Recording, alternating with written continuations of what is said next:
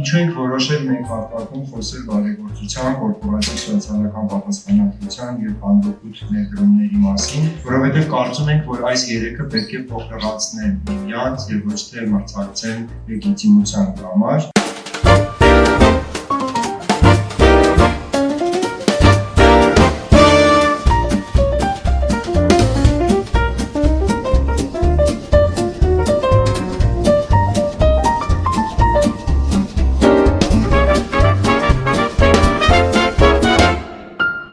Մեր ծրագրերն ընդդիմում ենք երկարաժամկետ ազդեցության սկզբունքով, հաշվի առնելով իհարկե վերհասարակության տվյալ տարի պահանջները, ներկա եւ ապագա մարտահրավերները։ Բարեգործությունը անում ենք մի անգամ երկու անգամ, ինչ որ երևալու համար, կամ ինչ որ անուն հնչեցնելու համար,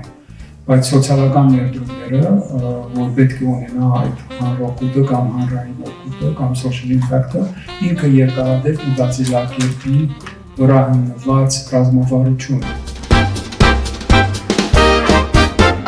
Երբ որ խոսում ենք հանրօգուտ ներդրումների մասին կամ սոցիալական ազդեցության ներդրումների մասին, շատ կարևոր է հասկանալ եւ հաշվարկել սոցիալական եւ կամ բնապահպանական ազդեցությունը, որը տեղի կունենա այդ ներդրման արդյունքում։ Շատ կարևոր է լինել պատասխանատու նաեւ ընկերություն, ոչ միայն հաջող բիզնես իրականացնել, այլ նաեւ պատասխանատու լինել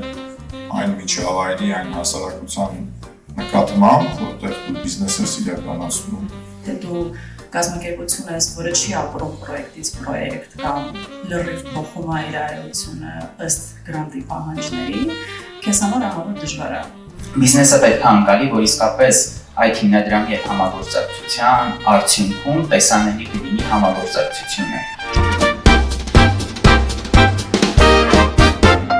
Չպիտի մտածենք, որ մատենադարանի մասին պատշաճ գիտեն թե երկրի ներսում, թե երկրից դուրս։ Մենք այսօր կարող էինք միջազգային դիրքերի տեսակետից լինել բոլորովին այլ տեղում, բայց մենք շատ բաներ ուղղակի սկսում ենք նոր անել։ Մեծ բրենդների համար, որոնք գործում են ժառանգության հետ, մշակութային երկխոսության մաս լինելը դա ևս շատ կարևոր ոչ նյութական ակտիվ է։ Հաստատությունը պետք է ձևավորի, այստեղ մենք կարիք ունենք ձեր օգնության եւ գնահատելով մեր հնարավորությունները, հենց այդտեղ մենք փորձում ենք օգտակար լինել։ Եթե մենք ուզում ենք հավաքվել լինել, ուզում ենք նորարար լինել, մենք պետք է ունենանք գիտելիք, փորձ եւ միջավայր։